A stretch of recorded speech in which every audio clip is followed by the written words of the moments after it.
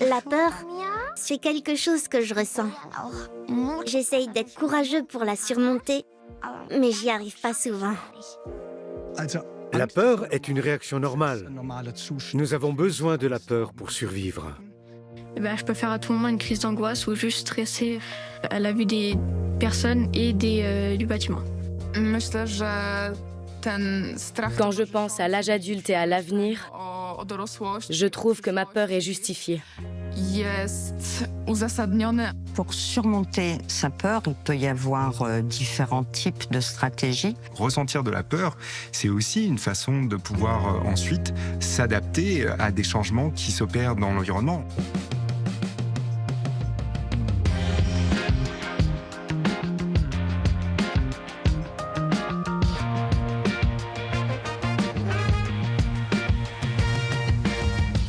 Ça y est, je suis tout en haut.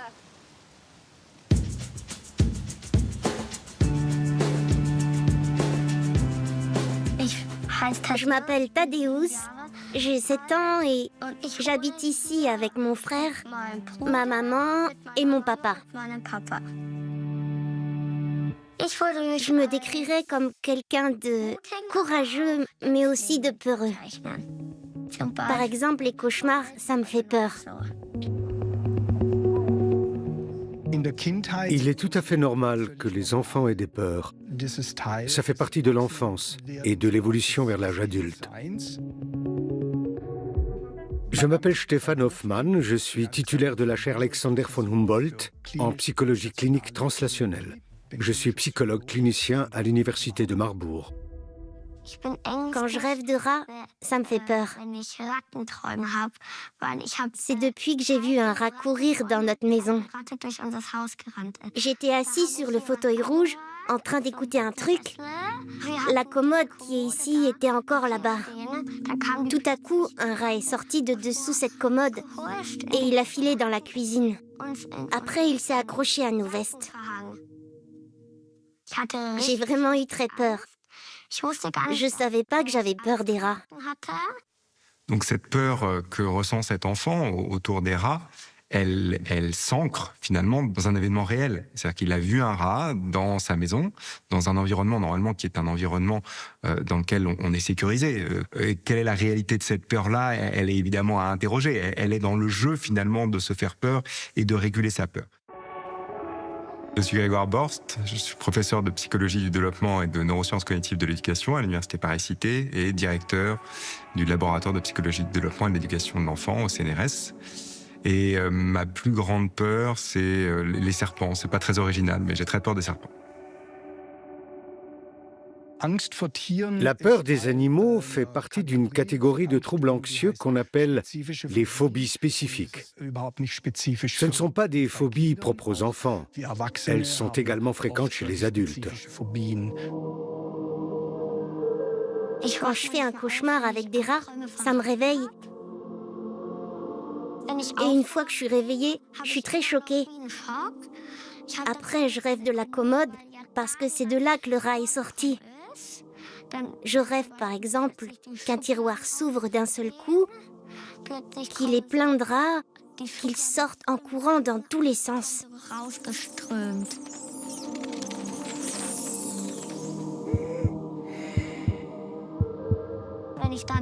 Quand je me réveille, j'ai vraiment peur. Alors je vais dans la chambre de mes parents et au bout d'un moment, ça va mieux. Je pleure, je crie et j'arrive pas à me rendormir. C'est embêtant. Chez les enfants très jeunes, les cauchemars sont souvent l'expression d'une anxiété, en particulier chez les enfants de 6, 7 ou 8 ans. L'anxiété peut aussi s'exprimer d'autres façons, par des maux de ventre ou par une hyperémotivité. L'enfant pleure beaucoup, il a besoin du contact avec la personne référente, etc. Ces comportements s'expliquent par le fait que les enfants ne disposent pas d'un vocabulaire suffisant pour exprimer de façon précise ce qui les perturbe. Les cauchemars sont avant tout un symptôme, et il faut essayer d'en comprendre la cause. L'enfant a peut-être peur d'aller à l'école, ou il a des problèmes avec un frère ou une sœur, etc. Je ne sais pas du tout quoi faire pour ne plus avoir aussi peur. Quand je me réveille dans mon lit après avoir fait un cauchemar, j'aimerais bien quelques conseils. Donc une des choses que tu peux essayer de faire déjà, c'est quand tu te réveilles, tu prends des grandes inspirations. Ce qu'on essaye de faire ici, c'est de limiter un peu la rapidité de ton rythme cardiaque, de limiter un peu finalement la rapidité de ton système respiratoire, de ta respiration, que tout ça, finalement, cette réponse physiologique diminue un peu de telle manière à ce que tu puisses reprendre le contrôle avec ton cerveau de ton corps et de tes émotions et que tu te rendes compte finalement que tu es dans ton lit, dans ta maison, qu'il n'y a pas de rat aujourd'hui qui est dans l'environnement, mais il n'y a pas de solution miracle. Il y a un processus qui va être un processus un peu long, mais déjà il faut reconnaître que voilà, ça constitue une peur pour toi, ça constitue un traumatisme et qu'il va falloir effectivement être accompagné pour que tu puisses le dépasser. Si seulement, pour ne plus avoir peur des rats, il lui suffisait de regarder Ratatouille, ce chouette dessin animé, ça serait super. Ça peut aider, quelque part, parce qu'en effet, reprendre contact, pas physique, mais en tout cas au moins visuel avec cet animal, dans un contexte plus détendu, va pouvoir aider. Je suis Sylvie Thirion, enseignant-chercheur à Aix-Marseille Université. Et je suis neurobiologiste avec une spécialité vers la psychoneuroendocrinologie. Pour se sentir courageux, les enfants ont besoin de modèles qui leur montrent qu'on peut être courageux et qu'il faut l'être. L'un des facteurs de l'apparition et de la persistance de la peur, c'est la surprotection des parents. Dans les situations difficiles, les enfants doivent sentir qu'ils sont capables de se gérer et de se confronter tout seuls à la difficulté. Il faut une certaine souplesse de la part des parents. Je suis là si tu as besoin de moi, mais essaie aussi de te débrouiller tout seul. Il faut que ces deux niveaux coexistent. C'est là en bas. Je trouve que j'ai le courage d'essayer plein de choses. Parfois, il faut quand même avoir confiance en soi. Parce que si on tombe à l'eau et qu'on ne sait pas nager, moi je sais nager. Mais quelqu'un qui ne sait pas nager, il sait qu'il peut se noyer. Mais il faut quand même oser. Et c'est bien ça le processus qu'on appelle de régulation émotionnelle. C'est-à-dire qu'à chaque fois qu'on dépasse une difficulté, à chaque fois, notre cerveau finalement s'adapte en répondant ou en réagissant un peu moins fortement dans cette situation-là. Donc c'est exactement ça le principe d'habituation qui est au cœur de notre cerveau. Il est un peu plus fortement efficace chez nous que chez les enfants. Et c'est pour ça effectivement que chez les enfants, on voit bien que dépasser leur peur, ça peut prendre un peu plus de temps. D'autres enfants auraient sans doute peur de faire un tour en radeau. Au début, moi aussi j'avais peur. Mais j'ai fait plusieurs tours avec mon papa. Après, j'ai respiré un grand coup et je me suis dit « Allez Tadeusz, maintenant essaie tout seul ».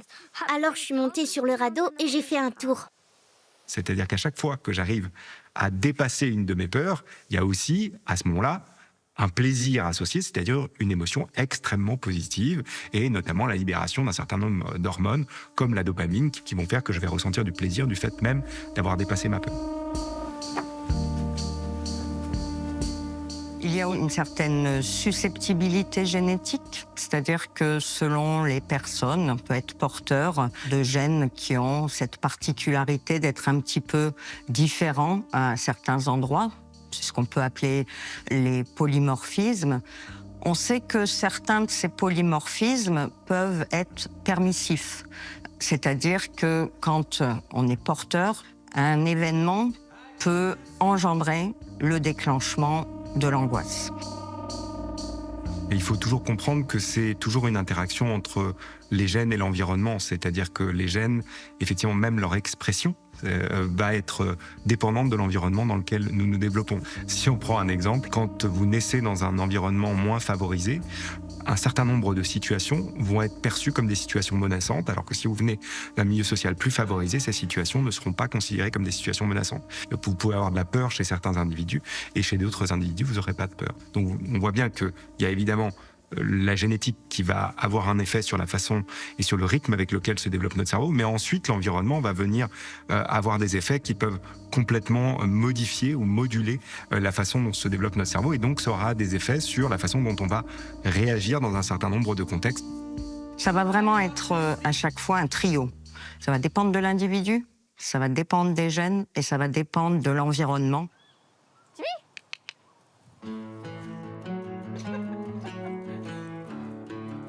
Je dirais oui que je suis quelqu'un d'anxieux. Je peux faire à tout moment une crise d'angoisse ou juste stressée. Tu veux la feuille? Mais arrête de sauter partout. Bonjour, je m'appelle Célian. Je vis dans le sud de Paris avec ma famille. Et voici ma mère et mon chien Timmy.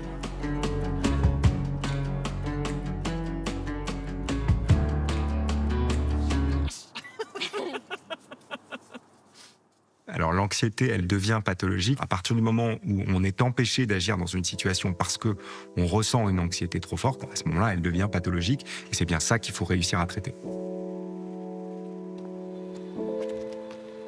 Au quotidien, la phobie, la peur qui me gêne le plus, c'est la phobie de la foule et la phobie des bâtiments clos. Ces peurs-là, elles sont liées à l'école parce que, par exemple, au collège, il y a beaucoup de monde et les salles, la plupart du temps, sont fermées. Alors oui, j'ai un peu peur du regard des autres, peur du jugement. Par exemple, quand j'arrive en retard en cours, j'ai peur que les gens me disent « Ah, regardez, celui-là, il arrive en retard en cours, un peu le loser. Et voilà. Jusqu'à présent, en fait, on y arrivait en l'accompagnant, c'était difficile, mais il arrivait à aller en cours. Jusqu'au moment où, en fait, même en l'accompagnant jusque devant la salle de classe, il s'est mis à plus du tout bouger et à être prostré. Et j'ai rien pu faire, en fait, à moins d'utiliser la force, et je voulais pas utiliser la force. Donc là, je me suis dit, c'est fini, on va rentrer. On a été voir le médecin, et le médecin nous a dit, on fait un break et il arrête d'aller en cours et on lui fait un arrêt de travail. La peur et l'anxiété sont normales. Par contre, les phobies et les troubles anxieux ne sont pas normaux. Mais qu'est-ce que la normalité? Il faut se poser la question. D'un point de vue psychiatrique, la normalité ou la psychopathologie est définie comme quelque chose qui génère une détresse, qui nous empêche de faire ce qu'on a envie de faire, et donc qui nous limite dans notre vie. Ces deux facteurs définissent aujourd'hui encore la psychopathologie. Mais tout comme certains de mes collègues, je réfute l'emploi des termes normalité et anormalité. À la place, nous préférons définir la psychopathologie comme une maladaptation à un contexte donné. C'est-à-dire que le sujet n'est pas bien adapté à ce contexte et qu'il en souffre. Alors pourquoi les attaques de panique existent? Parce que souvent elles se construisent en fait au cours du temps, c'est ça qu'il faut comprendre. L'attaque de panique, c'est quelque chose de pas du tout adaptatif, mais pour autant c'est souvent la conséquence d'un certain nombre de situations et de facteurs qui sont entremêlés les uns aux autres.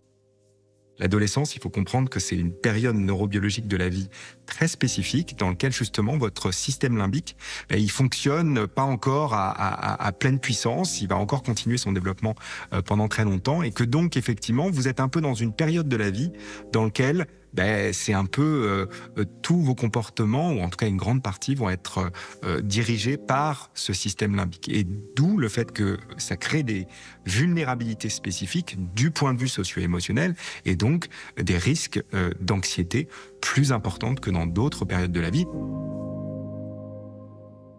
Quand je fais une crise de panique, je me mets à avoir la tête qui tourne, à vouloir m'allonger comme si j'étais hyper fatiguée.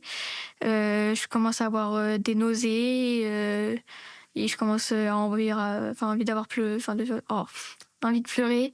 Et je me mets un peu à marcher dans tous les sens. et je panique, quoi. Les crises de panique sont souvent des états d'anxiété qui nous tombent dessus à l'improviste. Mais quand on y regarde de plus près, on trouve fréquemment des facteurs qui déclenchent ces crises. Et ces facteurs sont souvent de nature physiologique. Je sens que mon cœur s'emballe. Du coup, j'ai peur de faire une crise cardiaque. Et cette peur augmente la tachycardie, qui augmente la peur, qui augmente la tachycardie, et ainsi de suite. Physiquement, la personne est en parfaite santé, mais elle a la sensation d'avoir un problème. Les attaques de panique sont souvent liées à des symptômes physiologiques qui vont conduire à des interprétations erronées et irrationnelles.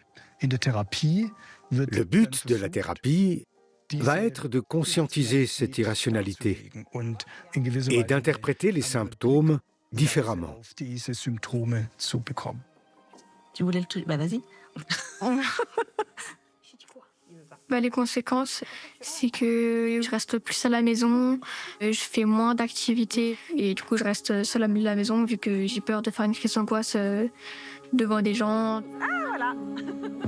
Actuellement, pour se désensibiliser d'une peur donnée, il existe la réalité virtuelle qui peut être très utile. Lorsque l'on est apeuré par une foule trop importante, un environnement clos, par exemple, qu'on souffre de claustrophobie, la réalité virtuelle permet de se mettre dans des situations qui ressemblent à celles-là, tout en pouvant gérer les réactions. Par exemple, ça va être se projeter dans une foule via ce casque virtuel. Et quand ça va devenir trop compliqué, trop stressant, la personne va pouvoir faire pause. Et on peut y aller comme ça, pas à pas. Les thérapies d'exposition de ce genre sont très efficaces. Ça peut sembler paradoxal, mais nous savons que la meilleure façon de traiter une peur est d'aller à sa rencontre, de lui faire face pour l'exorciser.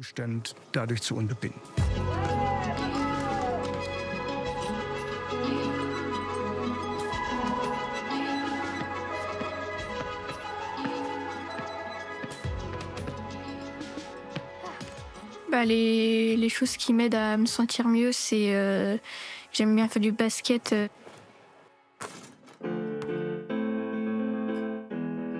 Quand je joue du piano, je pense à rien. Je pense plutôt à comment ma musique va rendre, au lieu de penser à mes angoisses ou à ce qui me fait peur. Alors pour faire face à ces peurs avec courage, moi je sais que par exemple j'essaye de raconter à mes copains les plus proches mes peurs pour que eux puissent m'accompagner. Par exemple pour le collège, j'ai un copain de très proche. Je lui ai raconté du coup ma phobie scolaire et depuis il m'aide à rattraper les cours, il m'accompagne pour aller en cours. Après, ce que je pourrais donner comme conseil aux autres parents, c'est d'abord de s'écouter en tant que parent et de se faire confiance, parce que même si c'est difficile à l'adolescence, on a toujours le doute de se dire est-ce qu'ils font exprès juste parce qu'ils n'ont pas envie, ou est-ce que c'est les angoisses qui ont pris le dessus. Après, les professionnels sont là aussi pour nous aider. Il faut vraiment s'appuyer sur eux. Nous, le choix des médicaments n'était pas forcément une évidence, mais il y a un moment donné où on voit bien le résultat. Il faut essayer. Les médicaments peuvent aider, doivent quelquefois être prescrits. Ils ne sont pas obligatoires, mais ils doivent toujours être accompagnés d'une prise en charge par la parole de cette phobie. On peut considérer ça comme une béquille. Quand on a une jambe cassée, on a besoin d'une béquille, on a un plâtre, mais ce n'est pas la béquille qui va réparer la jambe cassée. Ça va permettre de continuer à se déplacer.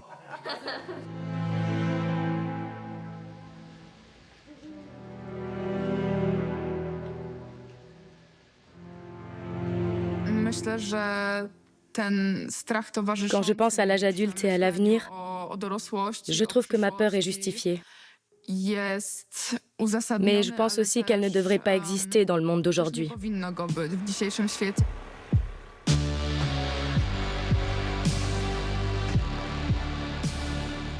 Je m'appelle Magda Elmanowska, j'ai 16 ans et je viens de Pologne.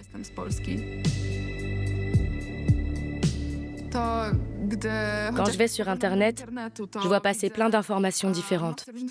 Des bonnes, des mauvaises, des positives, des négatives. Par moments, c'est assez oppressant.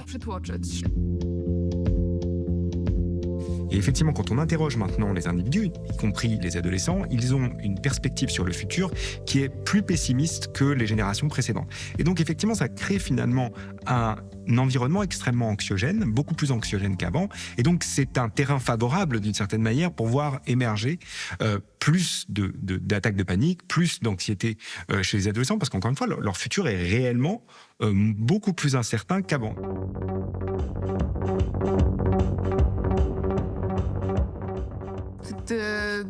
Quand je suis sur les réseaux sociaux et que je m'informe sur la situation du monde, je ressens vraiment une sorte d'accablement. C'est trop. Comment il peut se passer autant de choses dans le monde? Le plus simple, dans ces moments-là, c'est de poser mon téléphone, de faire quelque chose de constructif, pour retrouver un peu de légèreté. Et ces réseaux sociaux, effectivement, ils ont une particularité, c'est que ils ont un rythme de diffusion de l'information qui est extrêmement soutenu. Donc il y a effectivement le risque aussi que nous soyons dans des situations où la stabilité émotionnelle varie de façon extrêmement importante. C'est des environnements beaucoup moins stables du point de vue émotionnel. On peut passer de conseils beauté à les atrocités de la guerre en Ukraine. Et c'est quand même une particularité des réseaux sociaux, c'est qu'il y a une espèce d'hyper-émotionnalité du contenu et des messages sur les réseaux sociaux. En effet, trop de nouvelles inquiétantes peuvent être néfastes. Il y a une chose qui est bien connue, c'est que l'infobésité, c'est-à-dire justement être trop informé, ça vaut pour les ados comme pour les adultes, eh bien, va venir diminuer la plasticité cérébrale et va venir être néfaste par rapport à tout ce que notre cerveau est capable de faire comme nouvelle connexion. Donc, rester informé, oui, trop, non. Et donc, il y a un véritable enjeu d'un point de vue sociétal, d'éducation et d'apprentissage autour de l'utilisation de ces réseaux sociaux et de la façon dont on peut effectivement apprendre aux adolescents à se réguler dans ces contextes-là, notamment pour ceux qui sont les plus vulnérables. Vu ce qui s'est passé et ce qui se passe toujours en Ukraine, j'ai très peur de la guerre. J'ai peur qu'un jour la guerre arrive en Pologne. J'ai peur qu'il y ait une troisième guerre mondiale et que nous soyons obligés de fuir sans savoir où. J'ai peur que des millions de gens meurent parce que nous sommes incapables de nous mettre d'accord. C'est à la fois terriblement absurde et abstrait, parce que le temps des guerres devrait être derrière nous depuis longtemps.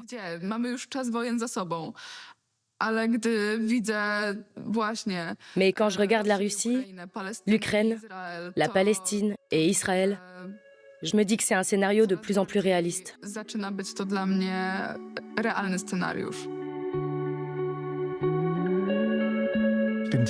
Je suis content qu'il y ait des gens comme cette jeune femme.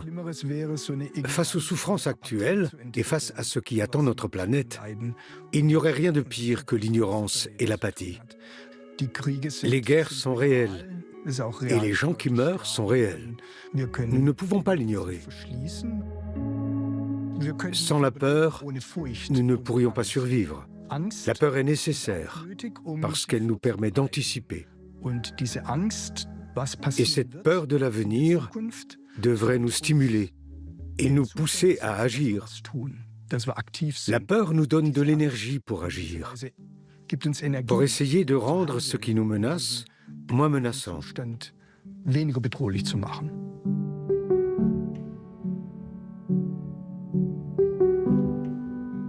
Je pense que c'est pour ça que je m'investis dans des actions sociales. J'aurais des remords si je me contentais de rester dans mon coin et de faire uniquement ce que j'ai à faire, entre guillemets. Je sens que j'ai en moi un besoin d'agir pour améliorer les choses. Je ressens le besoin d'aider, dans la mesure où une ado de 16 ans est capable d'aider.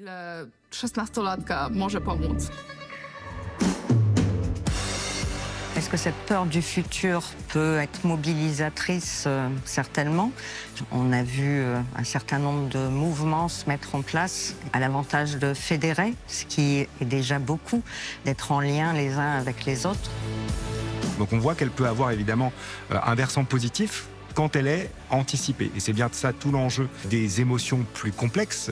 Théodule Ribot parlait d'émotions intellectuelles, c'est-à-dire que ce jeu finalement d'émotions contrefactuelles, quand on essaie de penser contre les faits, penser contre nos peurs, anticiper nos peurs, ça peut être des vecteurs extrêmement puissants de changement et d'adaptation finalement, et de trouver des solutions à ce monde qui est en crise.